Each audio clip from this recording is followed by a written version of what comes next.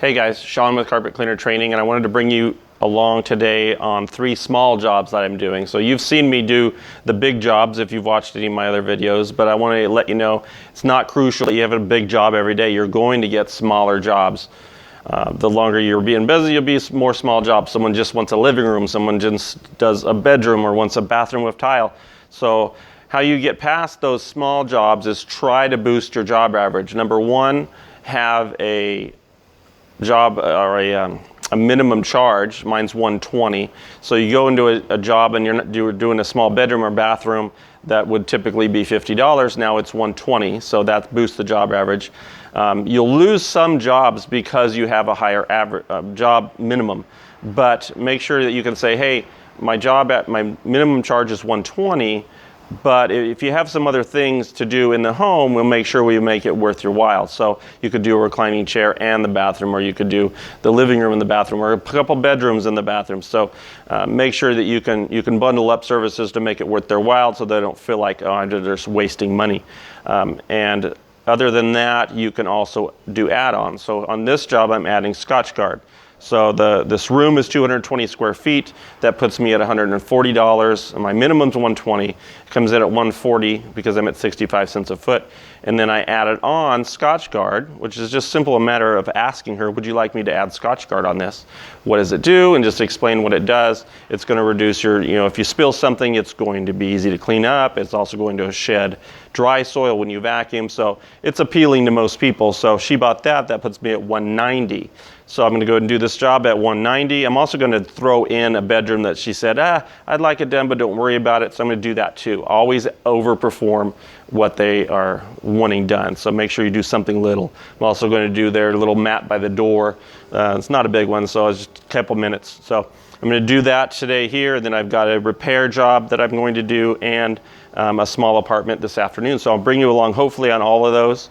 And then also on this job, I'm going to show you the use of the RX20 or rotary extractor. So I'm going to be using that today, and we can kind of show you the setup on that and the use of one of those. Other than that, I'll get this room sprayed and I'll be on our way. All right, one thing about the rotary extractors, like I'm using RX20. There's several out there. RX20 is heavy. I would probably prefer a Rotovac. Theirs is really light, doesn't hardly weigh anything.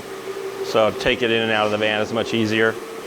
But one thing you'll hear either from the salesperson selling you the RX20 or the any rotary extractor is that when you buy this, you won't have to agitate or scrub the carpet. Is that true? Well, yes, technically it is true. You wouldn't have to scrub the carpet. Is it going to do a better job if you do scrub the carpet? Of course it will. And my thing is do the absolute best job that you possibly can every single job. So if someone comes in and scrubs with the buffer and then go ahead and use the rotary extractor, and the customer is watching them and their previous cleaner only used the rotary extractor, what are they going to say? Where's your scrubber? Well, the last guy scrubbed, you didn't scrub. Or if you're that next guy and you scrub, wow, I've never seen that before. What's that? Well, that's a scrubber. It's going to provide agitation to loosen up the soils in your carpet. Oh, well, I've never seen that before. Who's going to get the next job? You're going to get called back because you did both. Now, there's no way I can prove beyond a shadow of a doubt if I'm doing anything more to the carpet, but it's only logical. When you are cleaning a carpet, you've got 4 things that are going to be required to clean that carpet. You're going to have number 1, chemical, so you have some sort of cleaning product. And then number 2, agitation, something to loosen that dirt and soil up. Then you're going to have 3, you're going to have time. Time's required to aid in loosening that up. And then the 4th slice of that cleaning pie, so to speak, is going to be heat. So the hotter your machine is, the hotter water is, the better you're going to clean. You can learn about this. We do have a certification course at carpetcleanertraining.com. So if you're interested in that, just let us know. But that'll teach you all of this. So that cleaning pie is everything you need to clean a carpet properly, the most efficiently.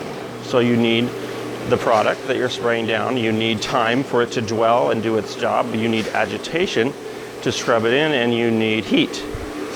And if you're missing any of those, like say you only have cold water to clean with, then you need to boost those other ones. So it only makes sense that if you max out all of those things, the scrubbing and the heat, you got maximum heat and you got maximum time, you got plenty of dwell time, you max out all of those parts of that pie, you're going to have a better cleaning. So can I just come in and extract with the rotary? Yeah, I can. It's not going to be as effective. And that's according to me, of course. I believe I should be agitating every job, whether that's by hand or with a scrubber or however you want to do it. It's going to give you a better job. So a lot of people will say it's not necessary, and sure, go ahead if that's what you want to do. Clean without it and call that your agitation step. But agitation, I believe, should be done prior to cleaning. And the rotary extractor is just that. It's an extractor. It's not a scrubber. It has jets and it has wands just like your cleaning wands do. Now, you wouldn't clean without scrubbing with a cleaning wand, but people do all the time when they're doing a rotary extractor. So you're going to have to make up your own mind on that. With me, I scrub every job. So it's one of those things that if you're going to be the best, you're going to charge a premium price, you better perform and give them what they deserve. So that's my idea on this and how to use the rotary extractor. I do believe that you should be scrubbing as well. But again, that's something that you guys are going to have to decide on your own.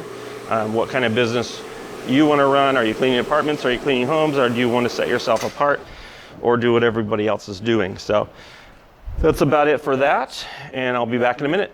One thing you need to know about using an RX20 is that it is round, so it doesn't do the best job at getting into corners or getting into areas that it just doesn't fit, of course, or areas that are square. So you have an area like this, that next to this clock, that it's not going to get in that corner, so don't even try. You've got to go through and you got to edge the areas. Now next to this wood, I will edge, even though I'll probably run pretty close to it with the unit and just kind of go over that edge. But you don't want to risk hitting that wood because this machine will damage wood in a hurry. So just know that you have to do your edges by hand with the wand. And then after you're done with that, then it's time to clean. So I'm going to go around this room, do the edges, and then we'll get started.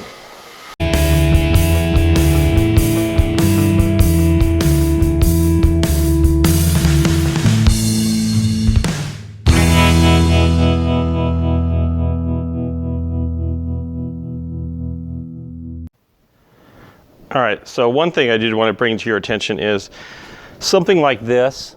If you're using the RX20, don't get anywhere near it. So there's two things that could happen in that case if you do make contact with one of these, because they come out at a low angle. So your RX20 head can hit this. And one of two things will happen. You'll either break that off and this whole wine rack will come tumbling onto the ground, or you'll break one of these like I did. So don't be an idiot like me.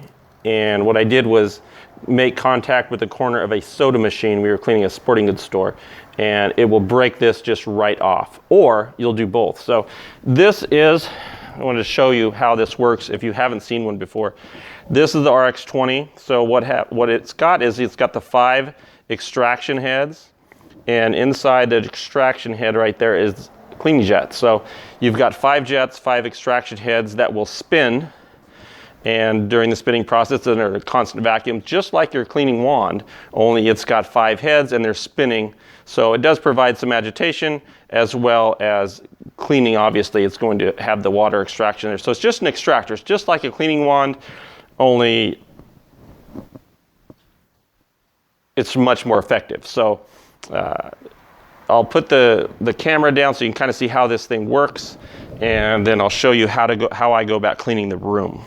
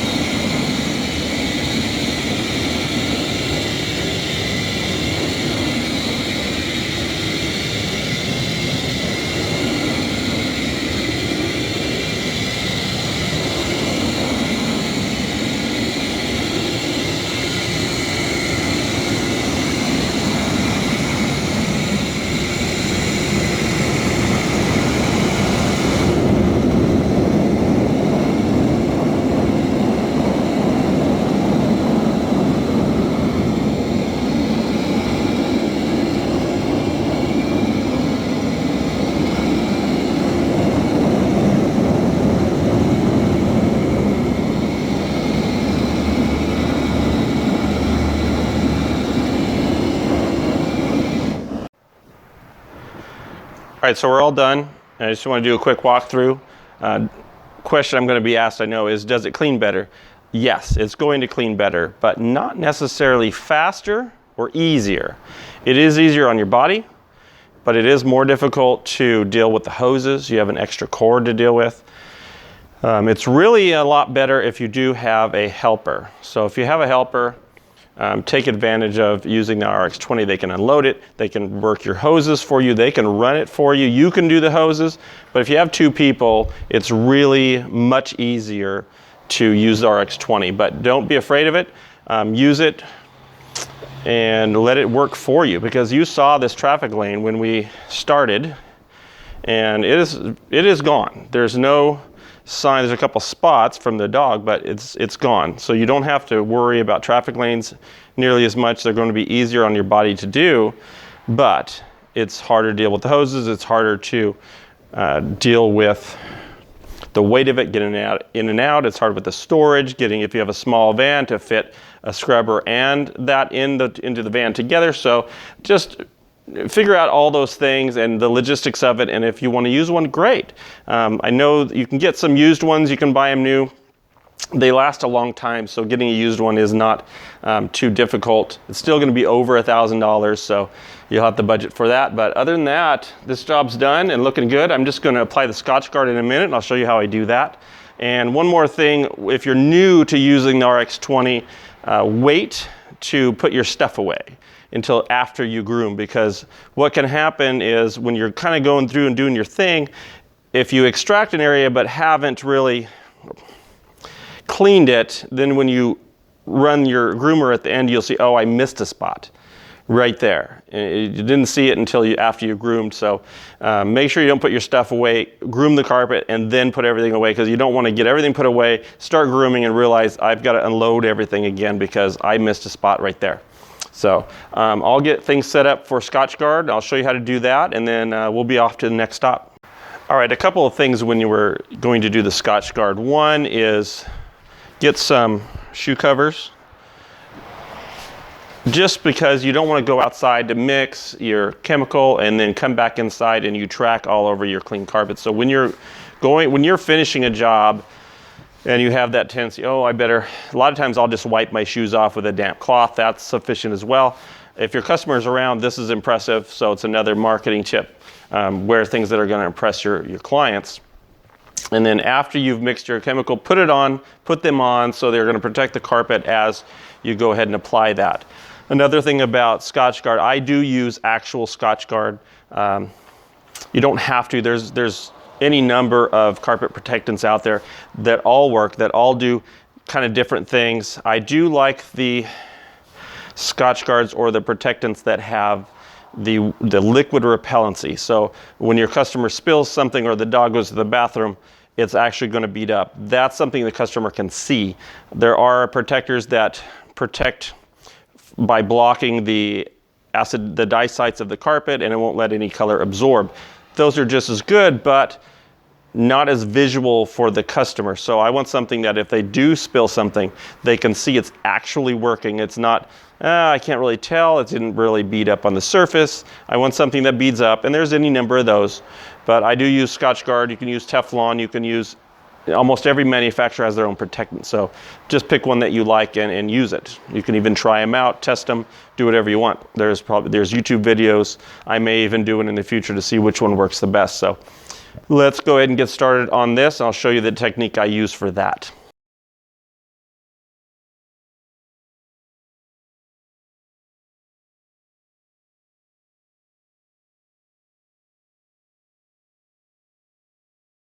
Now when I apply, I use the same sprayer when I apply Scotchgard and when I apply pre-sprays or whatever else I need to do. What I do recommend is either buy a sprayer that's dedicated for Scotchgard, or make sure you clean it out really well, purge the system before you change over and start applying Scotchgard. So now, my technique for this is it's 200 square feet per mixed gallon on Scotchgard. What I found out is that the best way to do that and get the right amount is to actually do it in a pattern. Go straight across, And then go your next line straight across, overlap a little bit, and just keep going across the whole room, just like this. Now when you lower, when the pressure gets lower and lower on the sprayer, you just stop, pump it up a little bit. You want a consistent spray. So when it starts getting lower on pressure, and I pressurize it quite a bit, so I don't have to pump a lot. And so you just work your way across the room. Don't move too fast. Don't go too slow, just about the speed that I'm going. And that's going to give you a nice pattern to go all the way across the room. You want it about, I do about 1.5 to 2 feet off the floor. Depends on your spray tip. If it's one that has a wider spray tip, you can maybe go down a little lower or higher. Just make sure you're just consistently going across. You're not missing any areas. Watch your furniture. Make sure we're not spraying the furniture. And then when you get all the way through the room, switch directions and go the opposite way. Do the same thing, and this will ensure not only you get the right amount on the carpet, but that you actually are going to run out of product about exactly where you need it. So there's 220 square feet in here, and I got a gallon plus 32 ounces, so 1.25 gallons in here. So that should be just about exactly what I need it. And again, you just work your way through.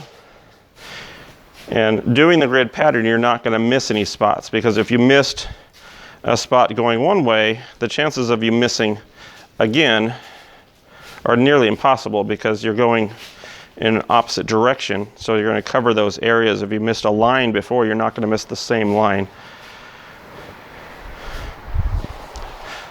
And then just go to your next area. You know, if you, like I stopped right here. So I'm just going to continue. It doesn't matter if you overlap a little bit. You're going to have some overlap. Not a big deal. You don't want to way over apply. So when it says on mine 200 square feet a gallon, a mixed gallon, you want to make sure that you go 200 square feet for that mixed gallon. That way you know you're not going over. Now I can feel it getting lower, so I know I'm about right on here. So let me turn the camera here a little bit so you can see. That's not a good spot to put it. We'll put it right over here.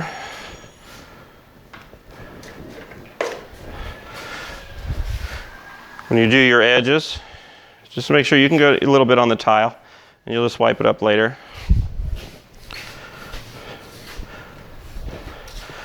Just do that.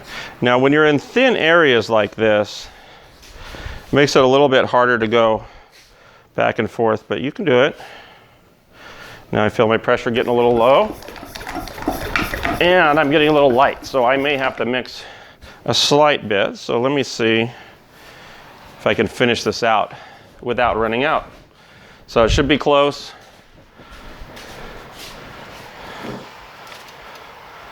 Go there. Yeah, I gotta do this section. And this is the last little area. I think it's gonna be close. If I do feel like I may be running out with the weight of the unit, I may speed it up a little bit, just my application speed, just to make sure I can squeeze it out. This is their least traveled area. Nobody comes into the front door at this house, so I can speed it up a little bit. Actually, I think I'm good. And you can tell when I get to my edges, I do let off the trigger. I don't want to puddle anywhere. Oh, there we go. So you can see with that technique, you run out right about exactly. If you just calculate the 200 square feet per gallon, I had slightly over a gallon, so I should make my 200 square feet. So it works out about perfect. Every now and then you'll have to mix just a little bit more just to be able to finish, because you either went too slow or just had just a little bit less product than you actually needed. So now all I need to do is groom this carpet, wipe down where I got the Scotchgard and different things on the wood, and then I'm done. So I'll catch you in the car when I'm leaving this place, so we'll talk a little bit about this job and the coming job. One more thing I forgot to coach you guys on was actually how this system works. It's water into here, vacuum out of there. This is the lowering mechanism. Just lower it about your hip level when you have it level on the system. This is a safety button. Push that down and pull the trigger, and it will start spinning. And when you're ready for water, hit this side and you'll get water.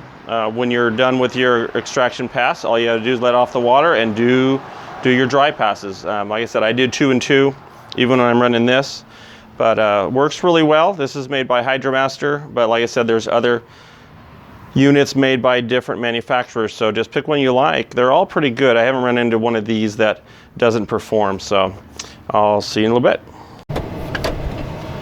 All right, guys, I'm pulling away from this first job, and I wanted to talk to you a little bit about the next one. It was just a small job, and remember when I talked about having a minimum charge, he is a good example of that. I'm only doing, he only wanted me to do one little repair job, and that's all he needed. But I told him it's going to be a $120 minimum, so if you have something else to do to make it worth your while, just do those things, a piece of furniture or a room to clean, any of that, just to make sure you're not don't feel like you're wasting your money. So he went ahead and scheduled some tile cleaning and some, I believe, some carpet cleaning as well, but it may just be tile. So it made it worthwhile for him, and it gets me that minimum charge or possibly more. Since I haven't seen it, I'm not really sure. So I'm headed to my house real quick. I need to get some more invoices, and then off to his place to do that repair and the tile work. So I wanted to talk to you guys a little bit more about marketing, because I talk a lot about marketing, and what I hear a lot is, oh, I don't want to do the marketing. I don't know how. I don't know. I'm afraid of it. I'm afraid of just wasting my money, throwing my money away, and not getting a return. And I really get annoyed with all the excuses, because yeah, you don't know how. I understand that. You're afraid of it. I understand that. But imagine if I was to give you a money printing machine. And the way this machine worked is you would feed a denomination of money in, say $100. You'd feed $100 in, and it would give you the $100 back plus a little bit. So if you're decent at the machine, you could get maybe $20 out every time you fed the 100 in. So you feed the $100 in, it pops back 20. But the only catch is it's got a manual for it, and the manual is big, it's thick, there's a lot to read, and in order to use the machine correctly, you have to read the manual. And it might take you a year or 2 years to read through the manual and learn how to use it correctly. Right now, you feed the 100 in, you get nothing out other than your 100. So you break even. Or if you're really bad at the machine, you may lose the 100. But it's rare for someone to be so bad at using the machine that you only get 0 out. You just lose your money. But if you're great at if you're really good at it, you may put the 100 in and get 400 or 500 back or more.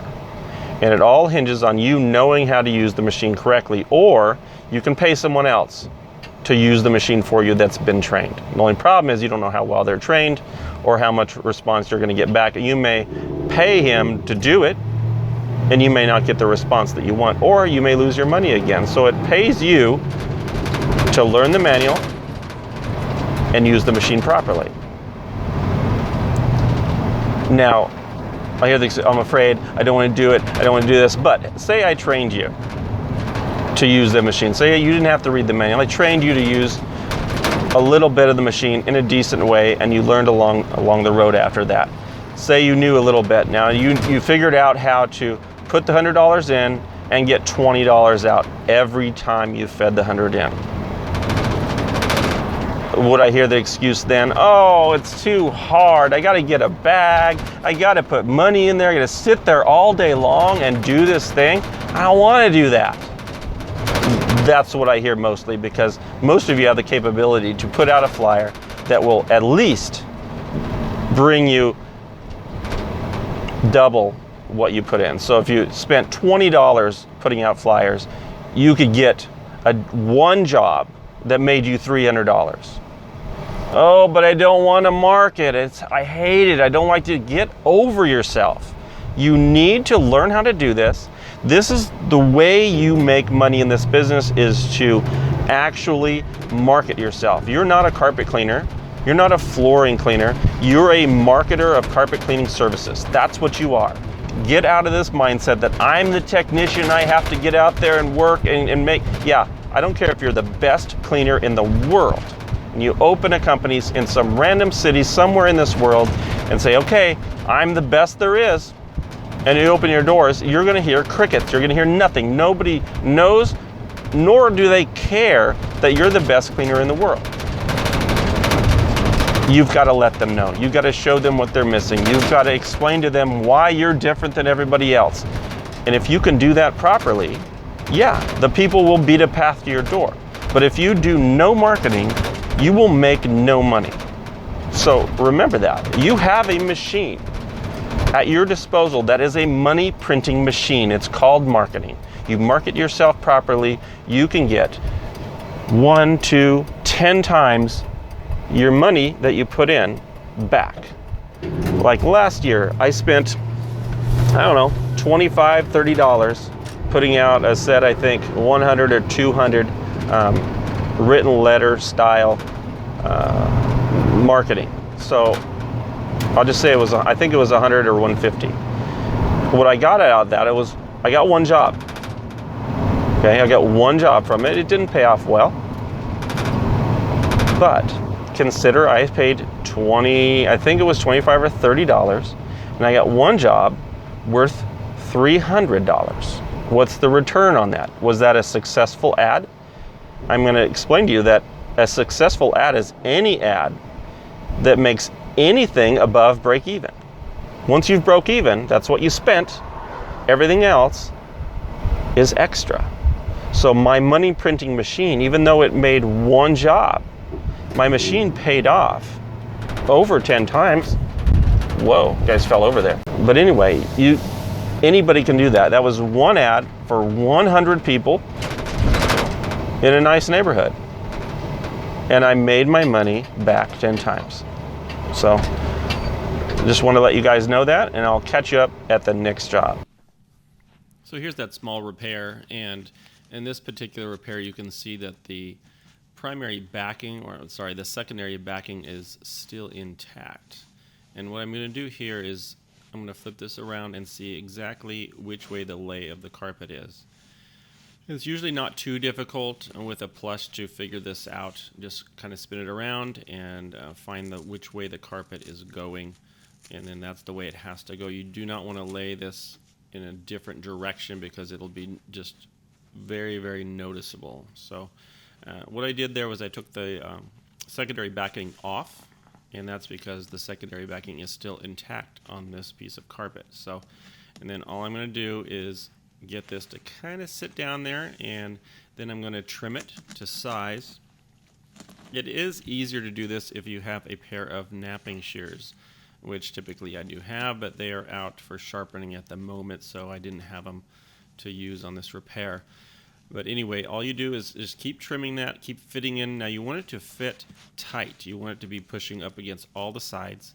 You want it to fit in there perfectly so you don't have a gap when you get it down. I'd rather have too much carpet than too little down in there, because if you have too little, then you typically will end up with some sort of little gap or something that doesn't look quite right, and you'll end up actually having to glue small little slivers of carpet or individual tufts down into just to fill up the little gap that you left because you cut it too short. So make sure that everything is fitting very tight.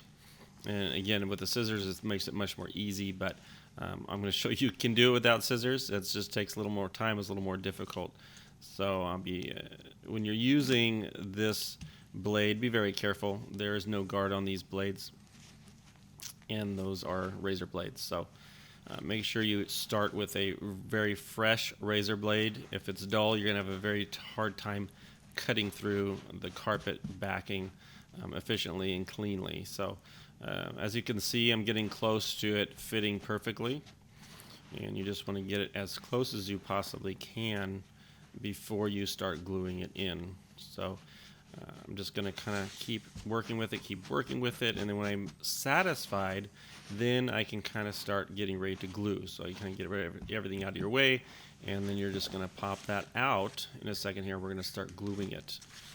The glue I'm going to use is I use Crane's glue, and it's a glue specifically designed for this. Now, how I do this is, you can see I am applying it to one particular edge. First, you want to get it all the way out to the edge, and then just fill it in about halfway on something small like this. Make sure when you put that down that you're not going to drip onto the carpet. And then you want to shove it all the way as far as it'll go towards that last row of carpet fibers that are in the carpet already. And then what you do is, as you roll it, more or less roll it and push that glue along as you're going, and it will seep out and fill up that area that you didn't have the glue in. You don't want to have too much glue. So you see here it is a little bit short. Make sure you don't have too much glue, because then it will just kind of puff out and you're going to have a mess or a hard spot in the carpet. You want it to be flat. You don't want any glue to seep out, because you're going to feel it when you step on it. So you want it to lay as flat as possible. And then you just kind of, this is called a tractor, and that will push that down into the glue and really set that down, so you're not going to have a problem with, once that glue dries, of the carpet coming out. Now at this point, this is where you're going to have a little bit of more trouble if you don't have the scissors. So you're going to see me, I'm going to work with this blade in the same way I would trim with the scissors. It looks pretty good. Now keep in mind, this is a brand new piece of carpet in a heavily used piece of living room carpet, so you can tell that it's definitely a lighter color. Now after you do a repair like this, make sure you do go in after the fact and clean it, especially if it's in a high traffic area like this, because you're going to notice it. So all I'm doing here is I'm trimming the tall fibers out. So if it's a little bit higher than the rest of the carpet, I'm going to go ahead and just kind of really quickly trim those. Now after you've cut the backing of the carpet, it's a good idea, if you're going to be dealing with face fibers, to go ahead and flip that blade over and make sure you have a fresh, sharp edge on it, because you want it to be able to just slice these fibers off. Now what I did here is I actually took the blade completely out of the knife, and I'm using it just with my hand. Now be careful when you do these are sharp. But what I'm going to do here is more or less artificially age that area, because it's a brand new piece of carpet going into a used piece. So all I'm doing is more or less scuffing the fibers. I'm kind of getting it to fuzz up a little bit. The fuzzier it is, the better it's going to blend in. And then what I'm actually doing here is shaving the little bit of tallness that we have on the fiber, so it matches better. So then you can see it's right towards the tail end. Everything looks pretty good on this, and then all you need to do is clean it. Alright guys, sorry I couldn't film too much there. She had a newborn that was asleep in the bedroom that I was working close to, so I couldn't really speak. I did get a video, of course, of the repair. Just let you know that some repairs are small like that, and other ones you might get into that are stretching whole rooms or stretching whole homes. If you want to do something like that, there can be good money in it. I charge about, I think, $6 a square yard to stretch, and it just depends on the repair how much I charge for that. But just, you can set your own prices and just kind of get what you think you need to do that repair. I usually am going to be trying to get somewhere around $100 an hour for a repair of any kind. So if it's just a little spot like that, I'm not going to charge very much. It only took me, I don't know, 15 minutes or so. I didn't get a video of where I got the piece of carpet from. I took that from on a kick plate underneath an upstairs vanity. So it kind of goes up. So a little carpet kick plate under that vanity, and I took it from the very top portion of it. And once you stand up, you can't see it. You can only see it if you're down on the floor. looking up at it. So that's where I took that from. And hot glue, you can get a special hot glue from most carpet repair facility, I guess that you call them a carpet repair supplier or flooring installer, their supplier. They have a special glue that is a glue that's the same glue that's used in seaming tape that you put carpet down with. So it's a special type of glue, and it's really strong, gives you a little bit of wet time to where it's not going to set up too fast on you, so it's easier to use. And then I figure about a good set of tools could run you around $500 for a whole set of everything you would need, and they can set you up, most places like that could set you up with a toolbox that you could do most any repair. And then from that point, it's just practice. It's just grab a piece of carpet and start cutting it up, making holes, doing seams. You want to practice before you do any work, or see if you can get somebody that knows how to kind of do some training for you to help you get used to that type of thing or that type of repair. Not hard, and it's good little add-on that you can add a little bit to your job. So I would suggest that getting the toolbox and being able to have some skill to do those things. So you can add those on to maybe a small job where you're not doing much, but you see that she needs a living room stretched, and that might be another $100 to the job. So always be able to do some add-ons. I'm headed right now to grab some urine pre-treatment. I'm going to do, the next house has a little dog that likes to just pee wherever he wants, so I'll be working on that, and I am out of the pre-spray. So I'm going to go over to my supplier and pick some up and then head back over to do the job. So not a big job, just a small, it's like an apartment. I believe it's one or two bedrooms, I can't remember. It's been a year since I was there. And we'll take care of that. I'll get to show you a little bit how I treat urine stains, and then we'll be done for the day. This job was a minimum charge of $120. You just had the 2 bathrooms upstairs. They weren't very big, cleaned up well, and that small repair. So I am off to my supplier and back across town to do that last job, and I will see you at that job. All right, guys, we are at the 3rd stop, so let's do a walkthrough real quick and show you what I've got going on here. So small job, we got a little living room, kind of connected to a little entryway area and dining room. A little short hallway, and back to this little back area here. Not a whole lot of square footage here.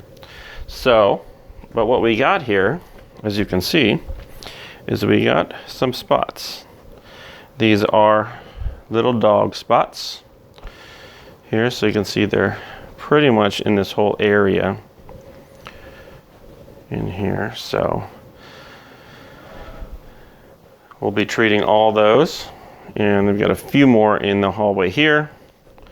So we'll treat those first, and I'll show you how I do that, and then we'll go ahead and get started on it. Shouldn't take very long, maybe hour to an hour and a half to do this job. And let me get started. I'll be right back.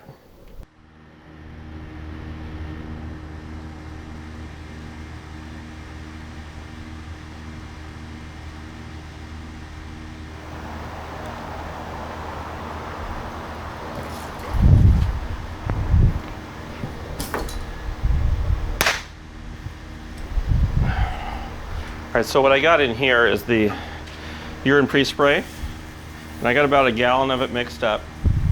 And all I'm going to do is walk through the whole place and spray all these little spots. It's time consuming, it just takes a few minutes to get in there. I do this after you vacuum, before you clean, before you scrub, before you pre-spray. This is right after you vacuum. So anywhere where you see a spot, just spray it. And all this is an acidic treatment for these urine spots. So urine, as it dries, will turn into a high pH spot. So what that high pH can do is it can remove color in some carpets. It can cause other problems, respiratory problems. It's not sanitary, obviously. So what the acid treatment does, the urine pre-spray is an acid. So that high alkaline that these urine spots are is going to be released with the opposite of what it is. So if it's an alkaline, you need an acid to release it. So all I'm going to do is spray all these with this acid treatment that will provide enough to release the spot. So an ammonia-like spot, so it'll smell like ammonia when you enter a house that has urine. And in order to get that out, you want to treat it with the reverse of an ammonia, so it'd be an acid. So as I go through here, all I'm doing is treating these spots, and only these spots, because it doesn't work to do any more than that. So it's only for the urine. So you don't need a lot of it. It mixes up at 3 parts water to 1 part of the chemical.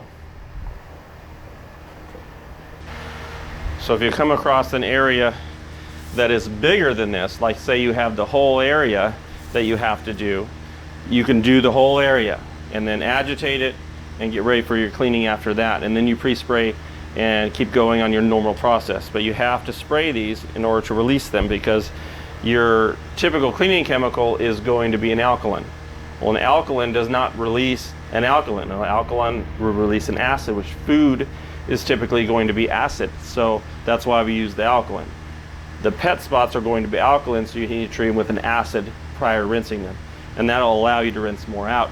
Now keep in mind, if they have a whole area that's just saturated, there's not a lot you can do. If they're worried about odor, you're gonna have to pull it out. There's no way to treat odor on that kind of scale without pulling the carpet back, getting rid of the pad, treating the carpet, the surface, the back, soaking it, and then going from there. And hopefully I'll be able to do a video for you guys on that. So I'm gonna finish spraying these and then get going for the normal cleaning. So nothing's different after this.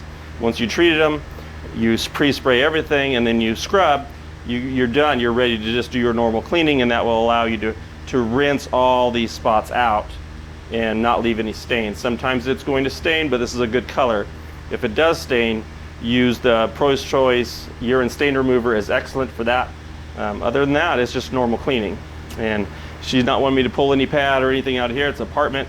She's gonna pay for this carpet to be replaced when she moves out anyway, so that's just the way it is. So I'm gonna get going spraying the rest and get started on cleaning, and I'll be back with you in a few minutes. So after it's applied, make sure you just real quickly want to agitate these before you pre-spray. That just gives it a chance to do its thing before you add an alkaline cleaner to it. It will tend to stay down in there, stay acidic and doing its work even after you pre-spray, but just to give it a little bit more dwell time and contact with the spot, it's a good idea to just go through and hit the spots. I mean, it only takes a few minutes, so don't be in such a hurry that you can't do the job perfectly every time. You know, I tell you guys that all the time. So just make sure you run through, do a quick agitation, and then start your pre-spray. All right, I want to do a little walkthrough here. I just finished scrubbing, bringing the hoses in. I want to show you the effectiveness of this product. Really any urine pre-spray. There's a few out there. You can see that the areas where there were spots, if they're not gone, they're getting there.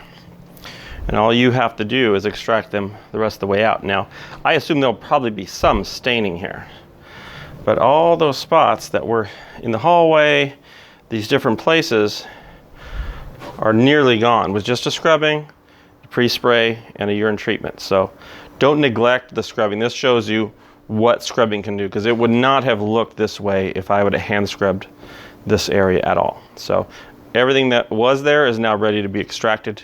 That's what I'm going to be doing right now. All right, just a few words on doing odor removal jobs or urine jobs, anything of that nature. Number one, I don't want you guys to overpromise. So don't make any promises on odor removal that they're not going to have any odor at all, unless you're willing or they are willing to pay you for that service. It's very expensive, because what's involved in it is completely disengaging the carpet, removing all of the pad that's affected, because the urine the odor is not coming from the carpet, more or less. When I clean this carpet, I'm going to have the surface fibers are going to be free of urine. But I guarantee you, you go into this house tomorrow and the odor is going to be worse. Because what's happening is you're going down, you're putting moisture on the carpet. It's going to moisten all the way down as far as it can go. And then it's going to stop and start drying. What's going to happen is it's going to come in contact with the urine that's below where this is. So all the urine that's on top, there's more of it down underneath. So if I was to pull this carpet, you'd see spots on the back where the urine ran through the carpet, and in the pad, it's just a big sponge, so it's just full of urine underneath. So unless that urine underneath is gone, it's still going to have odor. So make sure you tell them that up front. Now, if you're looking for odor removal, this is not going to remove your odor. It may make it better, but it's not going to remove it. You have too much odor coming from the padding of the carpet. I can't clean the padding. I can clean the carpet. Carpet will be clean, but what you're also going to have is some wick back. What that means is that point where it comes in contact with the urine underneath in the pad or the backing of the carpet, that's going to start to wick back to the surface as it dries. So it gets wet, comes in contact with the urine, liquefies it. Then as it dries, it's going to pull that liquefied urine back up to the top again, because you're not removing it from the pad or the backing of the carpet. So it's just going to pull back to the surface again. So in order to get that out, you have to remove the pad, remove the affected source of your odor. And the source is in the padding, get rid of it, and in the back of the carpet. And what we have to do is soak it with an oxidizer to neutralize the odor and remove it from the carpet. And like I said, I'll put a video together for you guys showing you exactly how that works. But anyway, I just want to let you guys do not overpromise this job. Let her know that it's going to still have odor, and likelihood it's going to be worse for the next few days, because now you've activated the dry urine that's been underneath with the moisture that you've added. So you're activating it with the moisture that you're adding, so it's going to, in effect, make it worse until that area dries out thoroughly again. And keep in mind, old urine absorbs moisture. So it's like reactivating, it's going to sponge, it's going to soak it up. And it's going to take a longer period of time to get rid of that odor again. It's got to completely dry out. So especially if you're in a moist area where that urine is constantly getting a dose of humidity, because they're going to absorb it right out of the air and make your job harder, because unless they pulled all that contamination out, it's just going to reactivate every time there's a rainstorm or every time there's humidity in the air, and they're going to smell it and they're going to think, oh man, I thought he was going to take that odor out. So don't promise that. Make sure they know every time there's a humid day, you're going to smell it.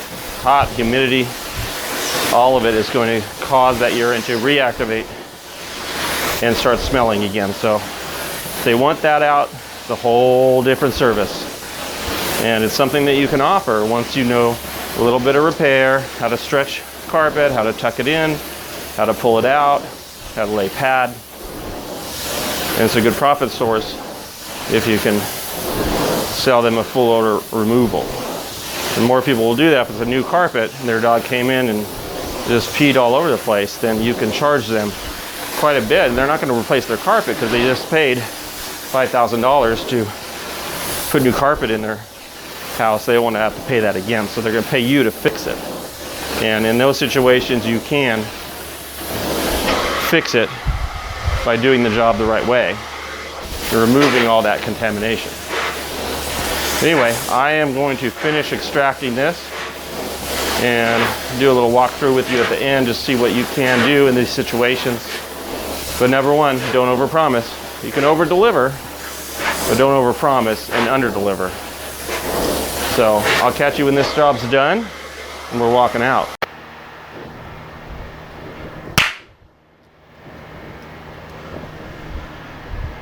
All right, so that's it. It's done, groomed, ready to walk out of here, and it looks great. So you can see how good that particular style of treatment works. When they only want to do what's called a topical cleaning, do it. As long as you're not over-promising, you can make it look really good. Now keep in mind, let them know, hey, some of these spots may resurface, or you may have an odor the next 2-3 days. And one other thing that you need to be aware of when you do a urine job like this that had a lot and you ran your scrub brushes and everything, wash your equipment. You don't want to put urine in someone else's house that doesn't have it already. So make sure your equipment is clean after a job like this. You don't want to cross-contaminate between homes. If they have a dog, then it's going to trigger their dog. So make sure that's not an issue with your cleaning, and wash your stuff, keep it clean. That way you're not spreading all this urine around to someone else's house. Other than that, the day was worth about 460 today. 3 small jobs. None of them took me very long, but still almost made 500. I would have made 5 if I charged her full price, but she's a friend of the family, so she didn't get full price.